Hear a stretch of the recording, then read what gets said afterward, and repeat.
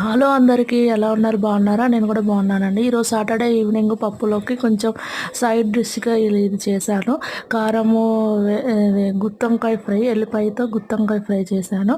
అది కొంచెం ఉప్పు, సాల్ట్ సరిపడినంత వేసుకోవాలి. గరం మసాలా ఇవన్నీ వేసుకొని ముందుగా గుత్తొంకాయలు 4 పక్కలుగా చీల్చి నూనెలో ఫ్రై చేసుకొని పక్కన పెట్టుకోవాలి. తర్వాత ఆ గుత్తి వంకాయలో ఈ ఎల్లిపాయ కారం మొత్తం ఫిలప్ చేసి దాన్ని కూడా ఫ్రై చేసుకొని